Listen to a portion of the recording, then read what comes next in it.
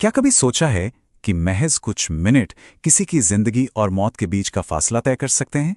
आज हम बात करेंगे सीपीआर की, एक ऐसी तकनीक जिसे सीखकर कोई भी किसी भी इमरजेंसी में हीरो बन सकता है। जरा इस नंबर को देखिए। ये कोई छोटा मोटा आंकड़ा नहीं है।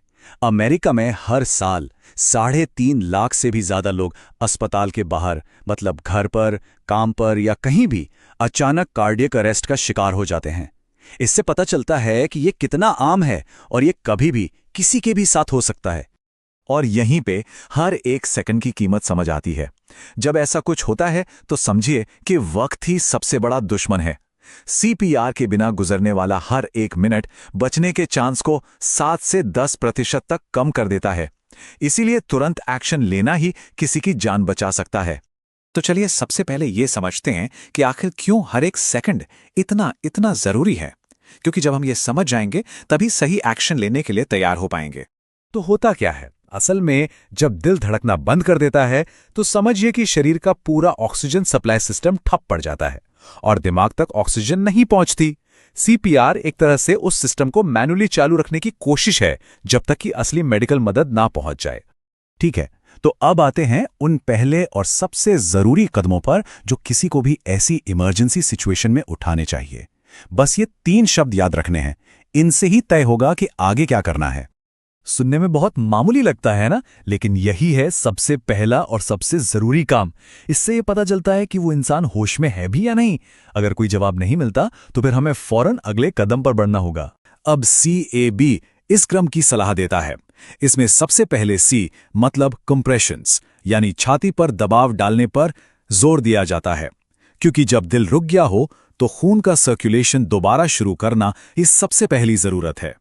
चलिए अब आते हैं इस पूरी प्रक्रिया के सबसे अहम, सबसे जरूरी हिस्से पर। एक आम इंसान के लिए सही तरीके से छाती पर दबाव डालना ही सबसे ज्यादा मायने रखता है। अक्सर लोग बचाव की सांसें देने से, मतलब माउथ टू माउथ रेस्पिरेशन देने से कतराते हैं या हिचकिचाते हैं, और यह बिल्कुल स्वाभाविक है। हैंड्स ओनली सीपीआर इसी मुश्किल को दूर करता है। एक बात याद रखिए, कुछ भी न करने से सिर्फ कंप्रेशंस देना 1000 गुना बेहतर है, और यह वाकई जान बचा सकता है। तो देखिए, सही पोजीशन बनाना बहुत बहुत जरूरी है। अपनी बाजुओं को एकदम सीधा रखिए और अपने बाजुओं की ताकत नहीं बल्कि अपने पूरे शरीर का वजन इस्तेमाल करिए। इससे आप थकेंगे भी नहीं और दबाव भी सही पड़ेगा। अब ये 2 नंबर इन्हें दिमाग में बिठा लीजिए, ये सबसे ज्यादा जरूरी हैं। गहराई कम से कम 2 इंच होनी चाहिए ताकि दिल ठीक से पंप हो सके, और रफ्तार 100 से 120 कंप्रेशंस प्रति मिनट होनी चाहिए ताकि दिमाग तक लगातार ऑक्सीजन वाला खून पहुंचता रहे। तो 100 से 120 कंप्रेशंस प्रति मिनट की रफ्तार सुनने में मुश्किल लग सकता है ना, खासकर उस तनाव भरे माहौल में, लेकिन इसे याद रखने का एक बहुत ही मजेदार और आसान तरीका है। ये रिदम, ये लय ही सब कुछ है, समझिए। अगर बहुत धीमे किया या बहुत तेज तो सीपीआर का असर कम हो जाता है। सही रफ्तार से ही हम दिल के पंपिंग एक्शन की ठीक ठीक नकल कर पाते हैं और सबसे जरूरी, दिमाग को जिंदा रखते हैं। तो सवाल यह है कि सही रिदम बनाए कैसे रखें? जवाब है संगीत में। जी हां, म्यूजिक।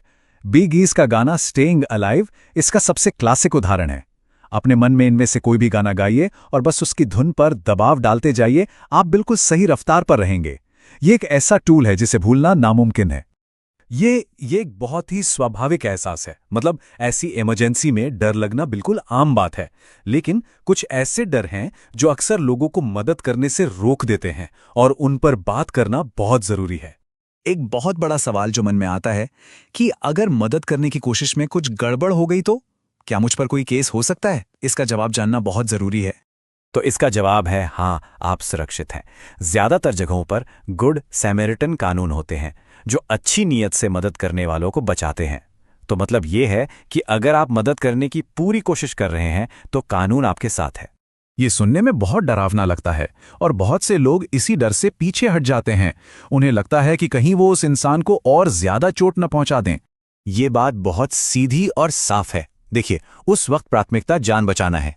एक टूटी हुई पसली तो ठीक हो सकती है, लेकिन ऑक्सीजन के बिना दिमाग को जो नुकसान होता है वो हमेशा के लिए होता है। तो बस दबाव डालते रहना है, रुकना नहीं है। अब तक हमने जो कुछ भी सीखा है वो सब हमें एक बहुत जरूरी बात पर लाता है। ये जानकारी सिर्फ जानकारी नहीं है, ये एक शक्ति है, किसी की जान बचाने की शक्ति। मेयो क्लिनिक की ये एक लाइन समझिए इस पूरी बातचीत का सार है। हिचकिचाहट और एक्शन के बीच एक जिंदगी खड़ी है। आपकी कोशिश उस इंसान को जिंदा रहने का एक मौका दे सकती है जो शायद उसके पास होता ही नहीं। तो आखिरी सवाल बस यही है, ये जानकारी सिर्फ सुनने या जानने के लिए नहीं है, बल्कि जरूरत पड़ने पर काम आने के लिए है। क्योंकि जिस दिन जरूरत पड़ेगी उस दिन आप सिर्फ एक देखने वाले नहीं, बल्कि एक जीवन बचाने वाले हो सकते हैं।